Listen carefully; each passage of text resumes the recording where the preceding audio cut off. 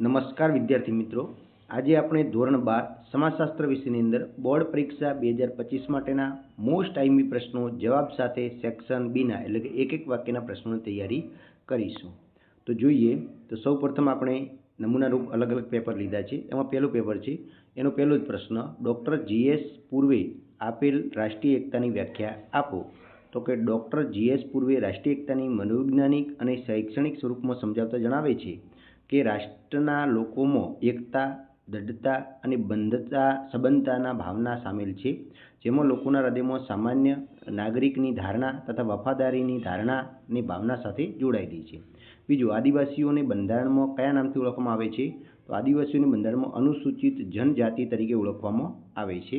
ત્રીજું, રેણુકા પારૈયાએ આપેલી મહિલા સશક્તિકરણની વ્યાખ્યા જણાવો. તો કે મહિલા સશક્તિકરણ એટલે સામાજિક ન્યાય અને સમાનતા, મહિલા સ્વતંત્ર ઓળખ અથવા તેની માનવતાના રૂપમાં સ્વીકાર થવો તે. પશ્ચિમીકરણનો ખ્યાલ શ્રીનિવાસે કયા પુસ્તકમાં આપ્યો છે? તો આધુનિક ભારતમાં સામાજિક પરિવર્તન નામના પુસ્તકમાં આપેલો છે. પછી પ્રભાવી જ્ઞાતિનો ખ્યાલ કોણે અને ક્યારે રજૂ કર્યો?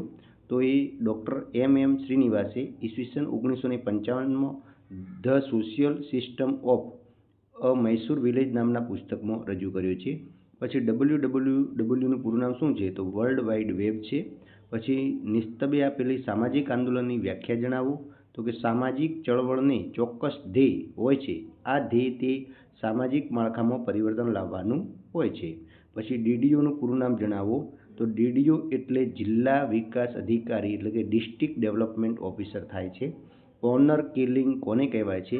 તો મહિલા દ્વારા જ થયેલા કોઈ કાર્ય કે પ્રવૃત્તિના કારણે સમગ્ર પરિવાર પોતાનું ગૌરવ હણાયું હોય અથવા તો શરમજનક સ્થિતિમાં પડ્યું હોય તેવો અનુભવ પરિવારના સભ્યો દ્વારા જ જે તે મહિલાની હત્યા કરવામાં આવે તે ઘટનાને ઓનર કિલિંગ કહેવામાં આવે છે. પછી બોસ્ટલ શાળાઓ સૌપ્રથમ ક્યાં અને ક્યારે શરૂ હતી? તો બોસ્ટલ શાળાઓ ઈસવીસન 1902માં ઇંગ્લેન્ડના બોસ્ટલ નામના શહેરમાં કરવામાં આવી હતી શરૂ. એના પછી બીજા પેપરનું જોઈએ તો કે ભારતમાં કયા કયા ધર્મ પાળનાર લોકો વસે છે? તો ભારતમાં હિન્દુ, ઇસ્લામ, ખ્રિસ્ત, શીખ, જૈન, બૌદ્ધ કોઈ પણ. બરાબર. પછી પછાતપણાનો અર્થ જણાવો. તો સામાજિક અને શૈક્ષણિક અને આર્થિક રીતે પછાત વર્ગોનો સમાવેશ પછાતપણામાં થાય છે. મહિલાલક્ષી કાયદાઓના મુખ્ય 3 વિભાગો કયા કયા વર્ગીકૃત કરી શકાય? તો મહિલાઓના બંધારણીય અધિકારો, મહિલાઓને રક્ષણ પૂરું પાડતા કાયદાઓ અને મહિલાઓના કલ્યાણલક્ષી કાયદા. પશ્ચિમીકરણ પ્રક્રિયાનો પ્રારંભ ક્યારથી થયો છે? તો યુરોપિયન પ્રજાના સંપર્કથી થયો છે. સંસ્કૃતિકરણનો ખ્યાલ કોણે આપ્યો છે? તો સંસ્કૃતિકરણનો જે ખ્યાલ છે એ કોણે આપ્યો? ખાસ તૈયાર કરી દેજો. પછી ભારતમાં ખાનગી રેડિયો પ્રસારણ સેવા ક્યારે શરૂ થઈ? ઈસવીસન 1993માં મુંબઈથી શરૂ કરવામાં આવી હતી. ક્રાંતિકારી આંદોલનની વિશેષતા કોણે દર્શાવી છે? તો હર્બર્ટ બ્લમરે દર્શાવી છે. પછી TDOનું પૂરું નામ શું છે? તો તાલુકા વિકાસ અધિકારી, તાલુકા ડેવલપમેન્ટ ઓફિસર. HIV શબ્દનો પૂરો અર્થ આપો. Human immunodeficiency virus. બરાબર. પછી બાળ અપરાધી કોને કહેવાય છે? તો 7 થી 18 વર્ષ વચ્ચેની ઉંમર ધરાવતા વ્યક્તિ ગેરકાનૂની વર્તનને બાળ અપરાધ કહેવામાં આવે છે અને આવું ગેરકાનૂની વર્તન કરનાર બાળકને બાળ અપરાધી કહેવાય છે. ત્રીજા પેપરનું જોઈએ. ભારતમાં 2011ની વસ્તી ગણતરી મુજબ સૌથી વધુ લિંગ પ્રમાણ કયા રાજ્યનું છે? કેરળનું છે, 1084. અનુસૂચિત જાતિ એટલે શું?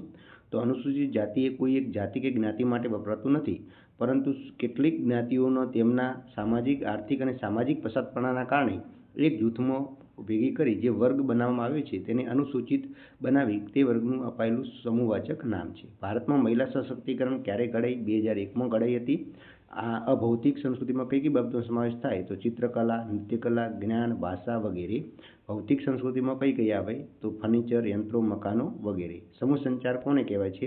તો સમૂહ માધ્યમો વિશાળ, જટિલ, સામુદાયિક ટેકનોલોજી મદદથી વિવિધ, ઝડપથી અને સંદેશાવ્યવહાર જેમાં વર્તમાનપત્રો, રેડિયો આ બધા સમૂહ સંચારના માધ્યમો છે. આંદોલનના ઉદ્દેશ્યો એ સમાજ વ્યવસ્થામાં ફેરફાર લાવવાના છે. જવાહરલાલ નહેરુ પંચાયતી રાજ વિશે શું કહે છે? તો પંચાયતી રાજને મહાન ક્રાંતિકારી પ્રયોગ કહે છે. કન્યા ભ્રૂણ હત્યા કોને કહેવાય છે? તો ગર્ભમાં રહેલું બાળક જો કન્યા જાતિનું હોવાનું માલુમ પડે અને ગર્ભપાત દ્વારા ભ્રૂણની હત્યા કરવામાં આવે તેને ભ્રૂણ હત્યા કહેવાય છે. પછી સમાજશાસ્ત્રના શબ્દકોશમાં બાળ અપરાધની વ્યાખ્યા કઈ છે? તો બાળ અપરાધ અમુક ઉંમરથી નીચેના વ્યક્તિઓ, કિશોરો એવા સામાજિક વિરોધી સૂચિત કાર્ય કરે અને જે સ્પષ્ટ રીતે કાયદાથી પ્રતિબંધ હોય તો તેવા કૃત્યોને કરનારને બાળ અપરાધી કહેવામાં આવે છે. એના પછી જોઈએ છેલ્લું પેપર. તો 2011ની વસ્તી ગણતરી મુજબ ભારતમાં સ્ત્રીઓ અને પુરુષોનું પ્રમાણ 48 અને 49% જેટલું, પુરુષો 61.1 અને સ્ત્રીઓ 48.49%. મંડળ પંચની અમલ ક્યારે થયો? મંડળ પંચની ભલામણનો અમલ 13 ઓગસ્ટ 1990 થયો. લિંગ પ્રમાણ એટલે શું? તો દર 1000 પુરુષોએ સ્ત્રીઓની સંખ્યા. વૈશ્વિકરણની પ્રક્રિયામાં કયા નવા આંદોલનનો જન્મ થાય છે? તો આ પ્રક્રિયામાં મહિલા આંદોલન અને માનવ અધિકારો અંગેનો જન્મ થયો. સાંસ્કૃતિક પરિવર્તનના મુખ્ય સ્ત્રોત કોણે આપ્યા છે? તો ડૉક્ટર એમ શ્રીનિવાસે આપ્યા છે. વિશ્વમાં સૌપ્રથમ પ્રિન્ટિંગ પ્રેસનો પ્રારંભ કોણે અને ક્યારે? તો જર્મનીમાં ગટનબર્ગ શહેરમાં 1440માં કર્યો હતો. પછી વિરોધાત્મક સામાજિક આંદોલનના ઉદાહરણ જણાવો. તો મોંઘવારીનું સામે આંદોલન, મહિલા અત્યાચાર આંદોલન વગેરે. તાલુકા પંચાયતના પ્રમુખ કોણ બને છે? તો તાલુકા પંચાયતના ચૂંટાયેલા સભ્યો માંથી પ્રમુખની ચૂંટણી કરવામાં આવે છે અને બહુમતી ચૂંટાયેલા સભ્ય તાલુકા પંચાયતના પ્રમુખ બને છે.